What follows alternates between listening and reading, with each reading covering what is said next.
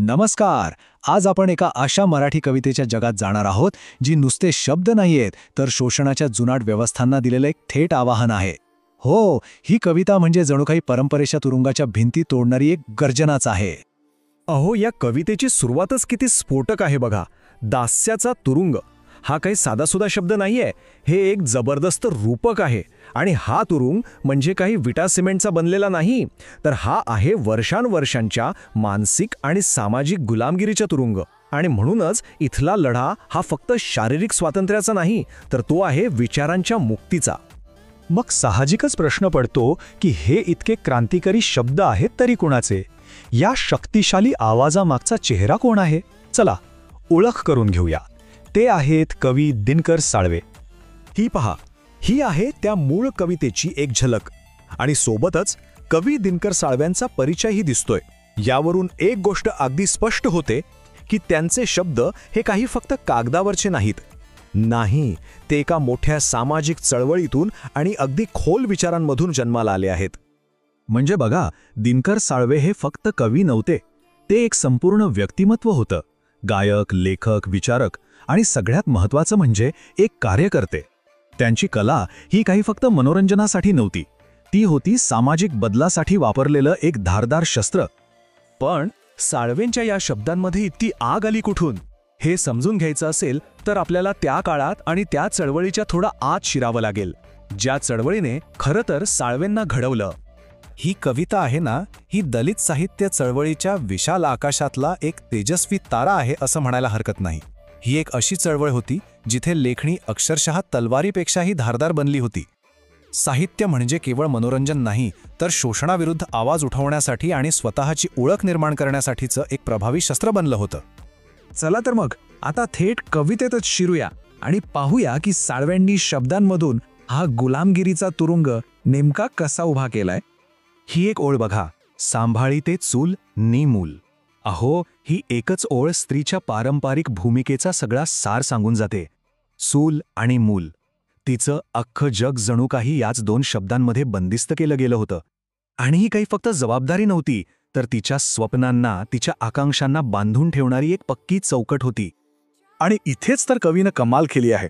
काय विलक्षण विरोधाभास उभा केलाय बघा.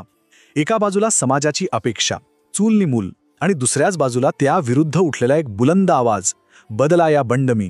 या दोन ओळी जेव्हा समोरासमोर येतात ना, तेव्हा त्या संघर्षाची आग किती तीव्र आहे हे आपल्यापर्यंत थेट पोहोचतं. आणि पुढच्या ओळीत तर कवीने समाजाच्या एका मोठ्या दुखण्यावरच बोट ठेवले. प्रश्न विचारलाय की स्त्रीची स्वतःची ओळख आहे कुठे? बालपणी वडिलांचं नाव आणि लग्न झालं की पती हाच देव, जणू काही तिचं स्वतःचं अस्तित्वच नाहीये. तिची ओळख नेहमीच दुसऱ्या कोणाशी तरी जोडलेली. पण हा तुरुंग फक्त स्त्रियांपुरता मर्यादित नाहीये. नाही, कवी या तुरुंगाच्या भिंती आणखी रुंद करतात आणि त्यात जातीवादाच्या शोषणालाही सामील करून घेतात. जातीपातीची खोलदरी ही आणखी एक अदृश्य पण तितकीच मजबूत भिंत आहे, जी समाजाला तोडते आणि माणसामाणसातली प्रतिष्ठा हिरावून घेते. म्हणजे थोडक्यात काय तर हा तुरुंग दोन मजबूत खांबांवर उभा आहे. एक आहे गरिबी आणि दुसरा आहे जातीय व्यवस्था. या दोन भिंती माणसाला आतल्या आत इतकं घुसमटून टाकतात की बाहेर पडण्याचा कोणताही मार्ग शिल्लक राहत नाही. पण मग यातून बाहेर पडण्याचा मार्ग काय? साळवे फक्त समस्या सांगून थांबत नाहीत. नाही, ते त्या तुरुंगाचा दरवाजा कसा तोडायचा याचा एक स्पष्ट मार्गही दाखवतात. आणि हा मार्ग दाखवणारी ही ओळ, ही म्हणजे निव्वळ क्रांती आहे. स्मृतीची होळी करीते, मनुस्मृतीची होळी मी करते.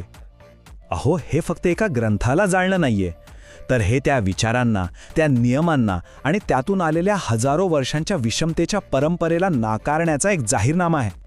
तो मुक्तीचा मार्ग अगदी स्पष्ट आहे. बघा, 3 सोपे टप्पे. पहिला, नकार, ती सगळी बंधनं घालणारी पोथी नाकारणे.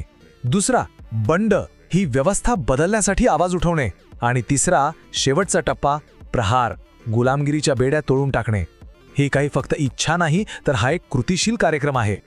पण एक प्रश्न मनात येतोच, ही कविता तर एका विशिष्ट काळात, एका विशिष्ट चळवळीसाठी लिहिली गेली होती, बरोबर? मग आजही ती आपल्याला इतकी आपली का वाटते? काय कारण असेल की तिची प्रासंगिकता आजही टिकून आहे? याचं उत्तर सोपं आहे. कारण दास्याच्या तुरुंग फोडण्याचा संदेश हा काळाच्या पलीकडचा आहे. तो कुठल्या एका देशापुरता किंवा समाजापुरता मर्यादित नाहीये. जिथे जिथे अन्याय आहे, जिथे जिथे शोषण आहे आणि जिथे जिथे माणसाला बंधनात ठेवलं जातंय, तिथे तिथे साळवेंचा हा आवाज घुमतच राहणार. आणि हाच विचार आपल्याला एका अंतिम प्रश्नाकडे आणून ठेवतो. दिनकर साळवेंनी त्यांच्या काळातला तुरुंग दाखवला आणि तो फोडण्याचा मार्गही सांगितला. पण आज आपल्या काळात आपल्या आजूबाजूला असे कोणते तुरुंग आहेत, मग ते वैचारिक असोत, सामाजिक असोत की आर्थिक असोत, ज्यांच्या भिंती आपल्याला सगळ्यांना मिळून अजून तोडायच्या आहेत?